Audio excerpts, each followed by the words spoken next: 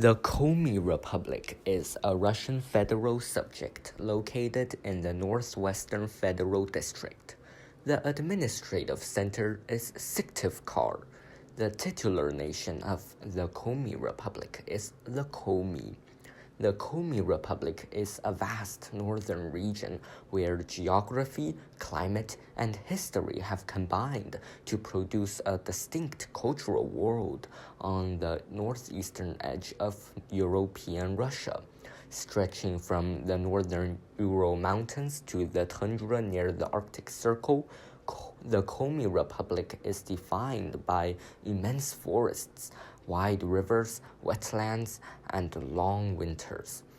The taiga dominates most of the landscape, making it one of the most heavily forested areas in Europe, while the far north transitions into tundra. Major rivers such as the Pechera and Vichegda have historically functioned as lifelines, shaping settlement patterns and trade routes in a land where overland travel was once extremely difficult.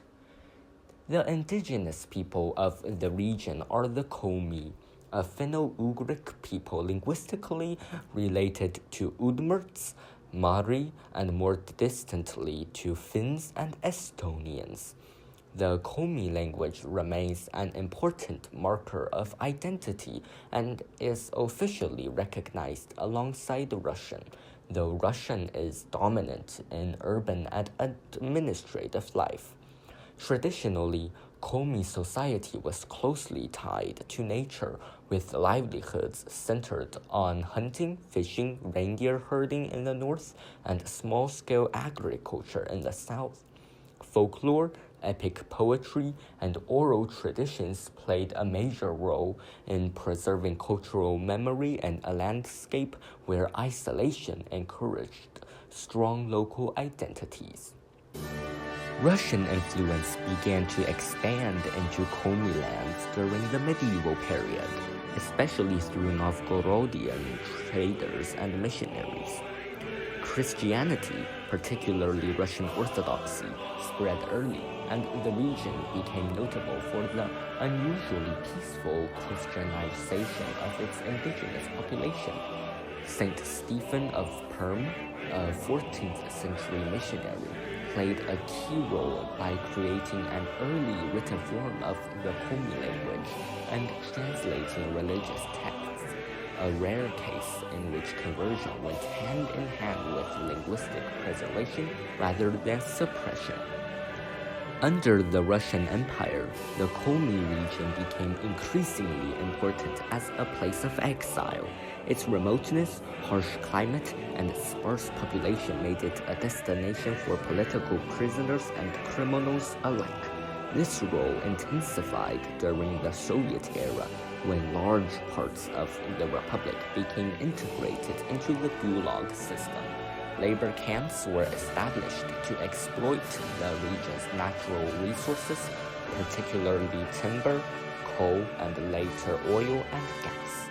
Cities such as Vorkuta grew rapidly as industrial centers fueled by forced labor, leaving a legacy that still shapes the region's demographic and social structure.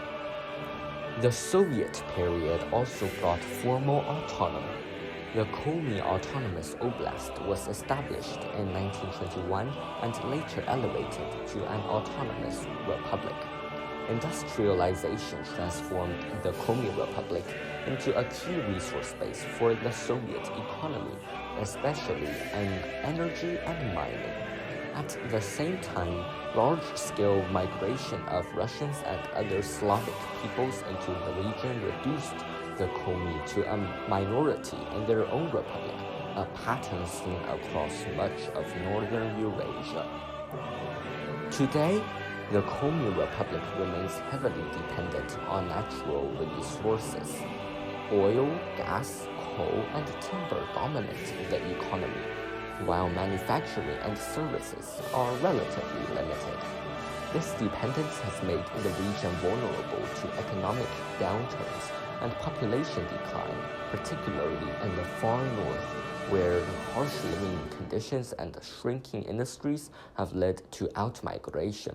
Environmental issues, including pollution from extraction industries and damage to fragile northern ecosystems, are ongoing concerns. Culturally, Komi identity continues to persist despite demographic pressures. Efforts to promote the Komi language, literature, and traditional music have expanded since the 1990s, supported by local institutions and cultural organizations. Folk traditions, including epic storytelling and distinctive choral singing, remain important symbols of continuity. At the same time, urban Komi culture reflects a blend of indigenous heritage and broader Russian influences.